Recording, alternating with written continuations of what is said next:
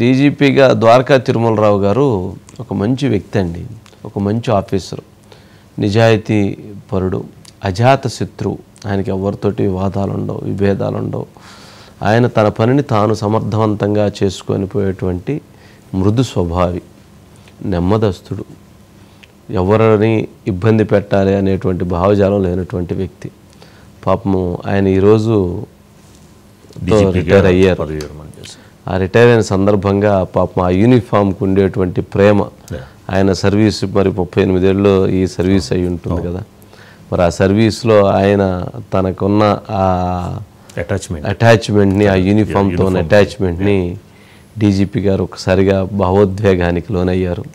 జనరల్గా మిగిలిన చాలామంది అట్లా జరగలేదు, కానీ ప్రత్యేకంగా పాపం అందరూ కూడా ఇదే ఇచ్చారు. ఎందుకంటే ఆయన గుంటూరు ప్రాంతానికి చెందినటువంటి ఒక బీసీ సామాజిక వర్గంలో ఒక కష్టపడి ఆయన చదువుకొని చాలామందికి ఆదర్శంగా నిలిచి ఎంతోమందికి సహాయం చేసి ఎంతోమందిని ఆయన ఆదుకున్నారు. ఎవరికి కనపడుతుంది, ఆయన ఎంతోమందికి సహాయం చేసినటువంటి వ్యక్తిగా ఆయనకు ప్రత్యేకమైన ఇది కూడా ఉంది. చాలామందికి ఆయన చదువు చెప్పించారు, చాలామందిని వైద్యపరంగా ఆయన ఆదుకున్నారు. ఆయన చెప్పడం, నేను ఇది చేశానని చెప్పడం, సైలెంట్గా ఇది చేసేటువంటి వ్యక్తి. బయట ఉందండి, ఒకసారి బయట ప్లే చేయండి.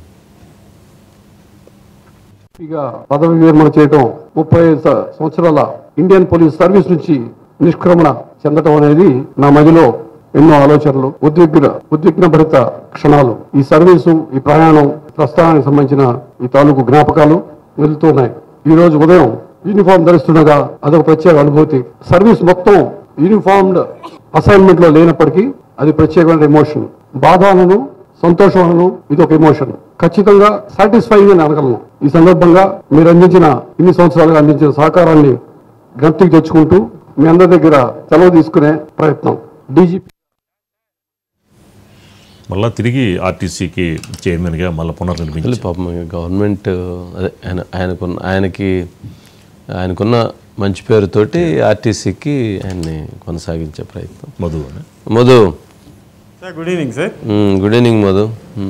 ఏంటి పాపం, ఎవరికైనా తప్పదు కదా, యూనిఫామ్ అయిపోయేటప్పుడు పాపం వాళ్ళకి ఖచ్చితంగా ఆ వేదన, బాధ ఉంటుంది.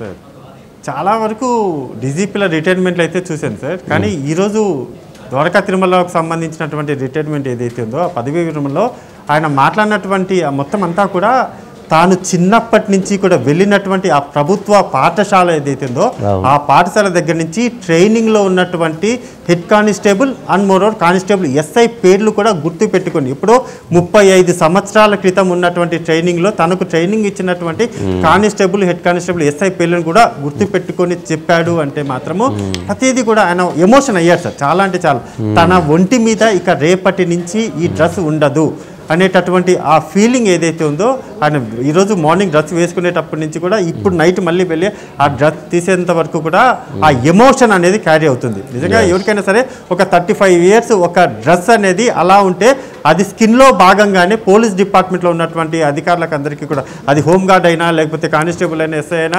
డీజీపీ అయినా సరే ఆ స్కిన్లోనే కలిసిపోతుంది సార్ అన్ని సంవత్సరాల పాటు. కొంతమంది 30 ఉండొచ్చు, కొంతమంది 30 సంవత్సరాలు ఉండొచ్చు, కానీ వాళ్ళ ఆ స్కిన్లో అయితే అలా కలిసిపోతుంది.